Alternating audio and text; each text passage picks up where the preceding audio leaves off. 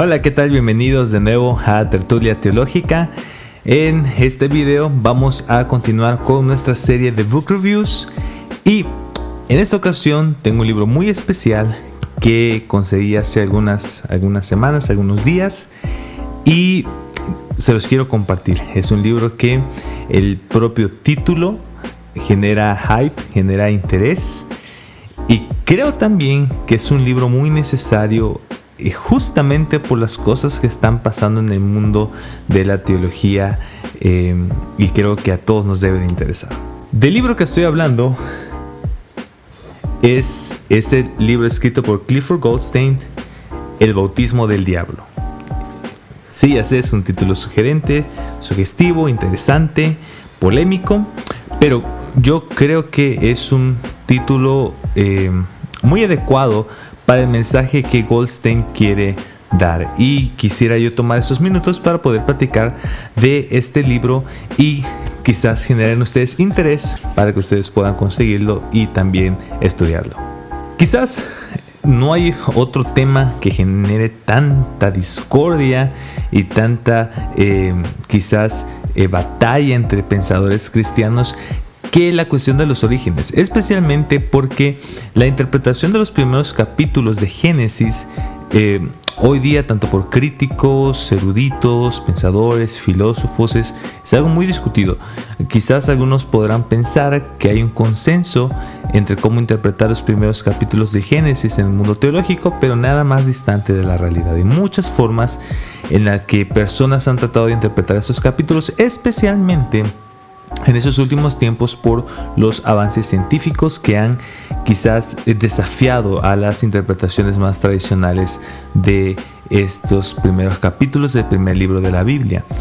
Especialmente en estos días que el nuevo libro de William Lane Craig acaba de salir, si no mal recuerdo su título en español sería como En busca del Adán histórico, me parece, que es un libro también muy interesante. Igual ya se está leyendo, en algunos días habrá una review, o semanas o meses, porque sí está un poquito complicado, pero igual yo creo que siempre que uno se mete con Génesis siempre toca fibras sensibles, y creo que es bueno que todos podamos sumar a la conversación, quizás no tomar posturas demasiado intransigentes, sino precisamente tratar de fomentar la conversación, quizás conversar los puntos de vista y ver cuál es el más razonable de aceptar.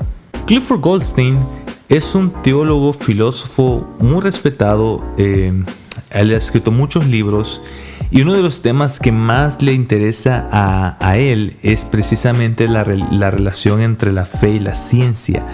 Y creo que en este libro él vierte su visión sobre cómo nosotros como creyentes deberíamos responder a las afirmaciones científicas que pues el mass media nos las quiere vender como verdades absolutas, que son incuestionables, o bueno, las puedes cuestionar, pero tienes que cargar con la etiqueta de irracional o anticientífico.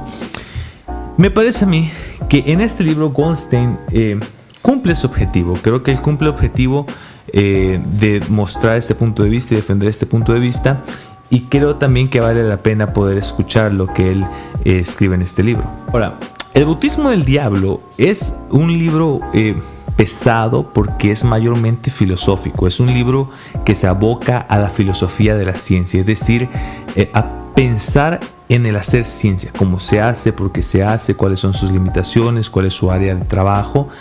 Por lo tanto, si quizás tú buscabas un libro con argumentos científicos, quizás investigaciones de los fósiles, de las eras de la Tierra, etcétera, etcétera, si tú querías ver números, no es el libro para ti. Pero si tú quieres encontrar un libro, querías un libro que te ayudará a pensar en el hacer ciencia y a entender lo que significa hacer ciencia, este libro sí te lo recomiendo. Goldstein utiliza la historia de la ciencia, los cambios de paradigma, los cambios de posturas a lo largo de los años, cómo cambian de una teoría a otra teoría. Utiliza también ciertas críticas que se han dado después del periodo de la modernidad, críticos postmodernos, tanto filósofos como pensadores, filósofos de la ciencia y científicos. Y entonces con esto él hace un caso, ¿sí?, cumulativo precisamente para decirnos a nosotros, los cristianos, cuidado, no se vayan de boca con todo lo que la ciencia dice en cualquier lado. Los científicos hoy son los nuevos rockstars de las redes sociales. Pero lo que quiero mencionar ahora es que la ciencia, los científicos en nuestro tiempo son considerados como referentes del conocimiento objetivo final. Es decir, estos hombres y mujeres que se dedican a bregar con la ciencia son tomados como el último punto ya de referencia de la realidad de este mundo, de este universo. Y por lo tanto, lo que estas personas dicen en sus investigaciones, en sus papers, en sus videos, en sus ponencias, debe de ser aceptado como verdad absoluta, a menos que uno quiera ser tomado como retrógrada, anticientífico o ignorante. Goldstein menciona en su libro que esta idea, más que una idea que nace del quehacer científico, es una idea que nace del quehacer filosófico, especialmente la idea del cientificismo.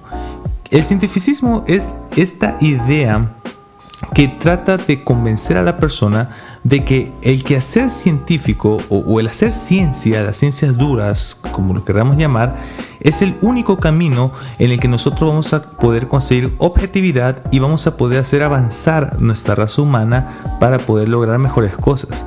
Este cientificismo está fuertemente ligado con otra corriente filosófica que es el materialismo. El materialismo dice que lo único que existe es las cosas materiales, las cosas inmateriales, como nosotros podríamos decir el espíritu, el alma o Dios o los ángeles, no solamente son superfluos o incoherentes, sino simplemente no existen. El cientificismo necesita el materialismo porque la ciencia solo puede bregar con lo material. Y para que el cientificismo sea verdadero, entonces el área de estudio, lo material, debe ser lo último real para que la ciencia pueda abarcar precisamente pues la realidad, valga la redundancia, y no preocuparse por las cosas que no son materiales, que por naturaleza la ciencia no puede analizar. Todo esto de cientificismo y materialismo, en realidad lo que ha hecho es que ha tomado la ciencia y la ha cubierto este halo de casi como una religión, en la que las personas adeptas a esta religión de cientificismo creen tener las respuestas para la vida, ¿sí? De nuestros orígenes, quiénes somos ahora y a dónde vamos. Toda esta esfera o todo este halo, toda esta forma de pensar que rodea la ciencia contemporánea, Goldstein la califica más como un mito que nace, podríamos decir, del modernismo, esta idea quizás guajira de que con el avance de la ciencia la humanidad iba a llegar a un nivel superior de existencia, lo cual no ha ocurrido. Es decir, sí hay ciertos avances interesantes, pues la computadora o el celular con el que estás viendo este video, pero bueno, es muy debatible si eso realmente está mejorando la calidad de vida de los seres humanos. Pensar en la ciencia, en el quehacer científico, es un tema bien interesante y muy abarcante. Yo creo que Goldstein hace un trabajo bien preciso en seleccionar a dónde va él a apuntar sus argumentos, y creo que lo hace bien. Les decía en un inicio que Goldstein utiliza la historia de la ciencia para poder demostrar un punto importante. Él parte, por ejemplo, del modelo aristotélico cosmológico. Este modelo aristotélico de la cosmología dominó el pensamiento científico por más de 1000 años. La gente que hacía ciencia en el tiempo antiguo hacía ciencia bajo este marco. Goldstein utiliza esta idea del marco epistémico o la cosmovisión, que sería más o menos esta cajita, ¿sí?, de ideas que enmarcan las otras ideas de adentro con la que uno hace ciencia. Bueno, esta caja, ¿sí?, donde los antiguos hacían ciencia era la caja aristotélica, y toda la ciencia que hacían estaba aquí adentro. Por ejemplo, se creía que el planeta Tierra estaba en el centro del universo y no se movía. ¿Por qué? Porque todas las cosas que se arrojan hacia arriba, directo hacia el cielo, regresan a la Tierra, por lo cual ellos reflexionaban, entonces la Tierra debe estar en el centro del universo porque las cosas van hacia la Tierra. También se creía que el espacio era inmutable, es decir, el espacio era una zona quizás de perfección, mientras que la Tierra, como era de cambio, era imperfecta. Y por eso ellos creían que los seres celestes no tenían ningún cambio. Ideas como esta dominaron el pensamiento científico hasta que vino un cambio de paradigma. Ciertas investigaciones o proyectos científicos, como el caso más famoso, que es el caso de Galileo, que tiene incluso que ver con la fe, con la iglesia, vinieron no atacar en sí lo que estaba dentro de la caja, es decir, las fórmulas o ideas o teorías que estaban dentro de la caja, sino estaban atacando precisamente el marco donde se hacía ciencia. Cuando Galileo empezó a postular un modelo no geocéntrico, sino heliocéntrico, y empezó a remover la forma en que se hacía ciencia, no solamente atacó la forma, sino la caja, es decir, destruyó la caja y colocó otra caja. El modelo cosmológico geocéntrico fue rechazado con el tiempo, obviamente, y fue sustituido por la cajita de modelo heliocéntrico. Goldstein retoma esto para decir: es muy peligroso que nosotros tomemos o aceptemos un marco en el que se hace ciencia y pensemos que ese marco se va a permanecer para siempre. Porque cuando nosotros nos casamos o nos comprometemos completamente a un marco sin tratar de pensar fuera de la caja o algunas otras opciones de poder pensar cómo hacer ciencia, nosotros en realidad estamos retrasando el proceso científico. Es decir, apegarse a un marco en el que tú haces tu ciencia adentro realmente es una actitud anticientífica. Goldstein también remarca que el problema de la iglesia, que ellos también, en aquel caso obviamente la iglesia católica, ellos estuvieron en contra de Galileo, que por cierto también era católico, no fue tanto porque ellos no quisieran que se hiciera ciencia, sino porque su modelo teológico también estaba fuertemente ligado con el modelo cosmológico aristotélico. La idea es básicamente esta: no podemos nosotros casarnos con un marco y pensar que ese marco se va a mantener para siempre, porque puede venir otro marco que lo sustituya y entonces vamos a ver nuevas formas de hacer ciencia y crear teorías. Goldstein también remarca que la ciencia, por su naturaleza, es dinámica y variable. Por ejemplo, a ti y a mí en la escuela nos enseñaron las leyes de Newton, que siguen sirviendo en ciertas áreas, pero actualmente la idea de Newton del universo ha sido sustituida por la teoría de la relatividad general y la física cuántica. Estas dos teorías, que las personas académicas en estos temas entienden que describen mejor la realidad que las leyes de Newton, son teorías que pueden describir de forma muy precisa fenómenos naturales, pero en diferentes esferas. La teoría de la relatividad general describe con mucha precisión eventos podríamos decir, de dimensiones enormes, cosas cósmicas, y la teoría cuántica se aboca más a las cosas minúsculas. Aunque estas teorías funcionan en sus diferentes campos, podemos decir que juntas no funcionan muy bien, porque no voy a decir que son mutuamente excluyentes, pero sí diré que son dos teorías que por su misma naturaleza no son compatibles la una con la otra en un sentido, aunque hay ciertos intentos de algunos físicos de llegar a esta teoría del todo, que una sola teoría que pueda describir toda la realidad, pero esto es un sueño guajiro y es muy posible que eso no exista nunca. Pero la idea es esta: si la ciencia va cambiando, va mejorando a través de las investigaciones y experimentos, la mente del ser humano alcanza a entender con más y más profundidad cómo se comporta el mundo, cómo predecir este comportamiento y poder explicarlo. Goldstein también hace referencia a las limitaciones epistémicas del ser humano. Por limitaciones epistémicas nos referimos a las limitaciones de nuestra mente para poder adquirir cierto conocimiento. Allí Goldstein echa mano de algunos pensadores postmodernos, filósofos de la ciencia y científicos como Thomas Kuhn, Michael Lynch, Fairbairn, Foucault y bueno, en fin, varios nombres que Goldstein toma para poder demostrar que en realidad lo que nosotros tenemos del mundo son las interpretaciones de los datos que nosotros adquirimos del mundo a través de nuestros sentidos, que son falibles. A pesar de que nosotros tengamos cada vez herramientas más precisas para medir, al final de cuentas todo lo que vemos en un telescopio, en un microscopio, en una ¿cómo se llama esa cosa? Donde ponen cosas de química, se me olvidó su nombre. Todo eso pasa a través del filtro de nuestra mente, de la interpretación de la información. Por eso Goldstein también utiliza esto para decir: no podemos nosotros de pensar o afirmar que lo que nosotros extraemos a través de nuestras investigaciones o lo que nosotros extraemos a través de los experimentos es la verdad objetiva o la verdad absoluta de la realidad, porque no estamos capacitados epistémicamente para poder adquirir ese conocimiento. En resumidas cuentas, lo que Goldstein dice es esto: nosotros nos podemos estar seguros de tener la capacidad de poder ver las cosas como son de manera objetiva, porque tenemos predisposiciones, tenemos preconceptos, tenemos un filtro en el que nosotros adquirimos información, nuestra mente lo procesa, y entonces lo que nosotros llamamos teorías o lo que nosotros llamamos quizás ciertas leyes es la forma en que nosotros interpretamos y tratamos de hacer coherencia con los datos que obtenemos de la ciencia. Clifford toma todo esto, lo une como un caso,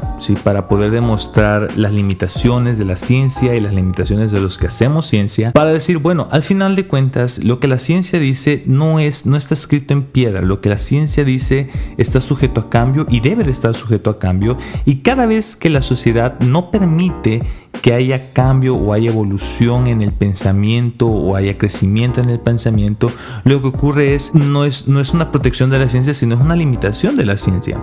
El trabajo científico, cuando se enmarca en un cuadrito, como pasó con el caso del marco aristotélico, la ciencia se estanca y solamente da vueltas en el mismo cuadro. Pero cuando haya alguien que se anima a desafiar ese cuadro, si la sociedad es quizás agresiva o se pone a la defensiva, retrasa la ciencia porque no permite sustituir ese cuadro con otro cuadro que posiblemente es mejor, un paradigma que posiblemente es mejor. Eso lo toma Goldstein para apuntar ahora a la evolución.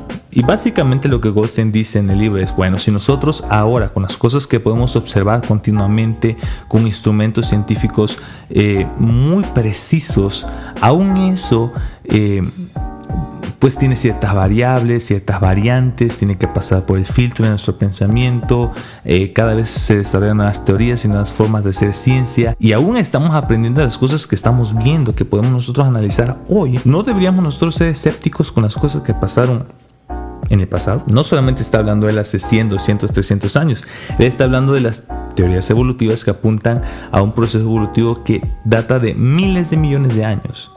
Y Goldstein es claro en decir que la teoría evolutiva es altamente especulativa, y yo sé que muchas personas que apoyan la idea de la evolución van a decir no, que aquí, que allá, pero en la realidad es altamente especulativa, aunque hay ciertas evidencias que posiblemente apuntan a algo que se asemeja a la evolución. Estas evidencias pasan por el filtro de nuestra razón, y si nosotros trabajamos en un marco evolutivo, obviamente esa evidencia va a apuntar a ello. Pero de pasar a ciertas evidencias, a la reconstrucción del origen de la vida de hace miles y millones de años, es un trabajo fuerte de imaginación, de especulación, de una idea que es incomprobable. Por ejemplo, Goldstein toma las diferentes ideas de cómo pudo iniciar la vida en la Tierra. Algunos dicen que quizás fue a través de algún meteorito que venía de afuera con cierta materia viva, algunos que se generó en el fondo del océano, algunos quizás en las rocas que se estaban derritiendo en los volcanes, o quizás la teoría más aceptada, que quizás en un charco no profundo ciertos elementos empezaron a juntarse para dar paso a elementos celulares, después pluricelulares y así, ¿no? Pero todo eso es altamente especulativo. Dicho sea de paso, Goldstein rescata que aunque no nace precisamente en Darwin, porque antes de Darwin había muchos otros que habían también pensado en el asunto de la evolución, con Darwin toma fuerza precisamente en un marco político económico bien interesante, que era en la revolución industrial, cuando se trataba de hacer esta apología a la supervivencia del más fuerte. Así que eso es bien interesante también para tomar en cuenta. Pero la idea es esta: uno no puede tomar la evolución como un hecho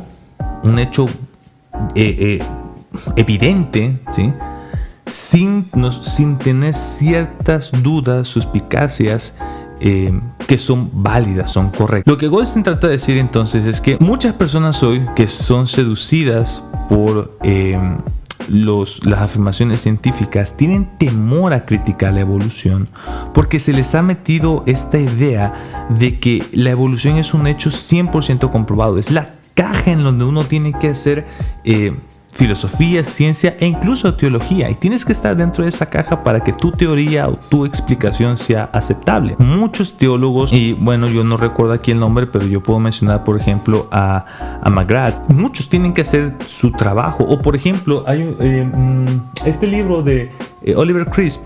Él habla por ejemplo del asunto del pecado original, y él hace teología dentro del marco evolutivo y trata él de poder justificar, ¿no?, la doctrina del pecado original con la teoría de la evolución, y salen cosas interesantes, teorías que alguien podría decir son extrañas, y yo no podría recordar aquí todos los casos que Goldstein menciona, pero él menciona al menos 5 casos de teólogos que hacen teología dentro del marco evolutivo y salen con cosas extrañas como 2 Adanes y 2 Evas, o espiritualizar a Adán. Por eso es que Goldstein trata de decirle a los cristianos: miren, yo no creo que Goldstein esté diciendo sean científicos o han oído sordos a la ciencia.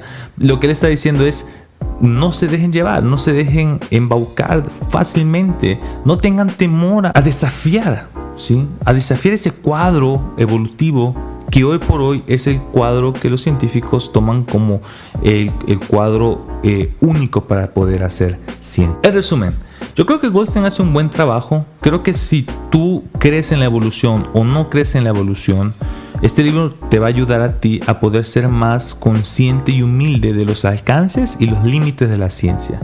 Creo que es un libro que trata de abogar más por el diálogo, un diálogo más honesto y un diálogo más abierto, que evite dogmatismos innecesarios. También creo, y es una de las preocupaciones que yo tengo, solamente voy a mencionar esta, el enfoque de Goldstein.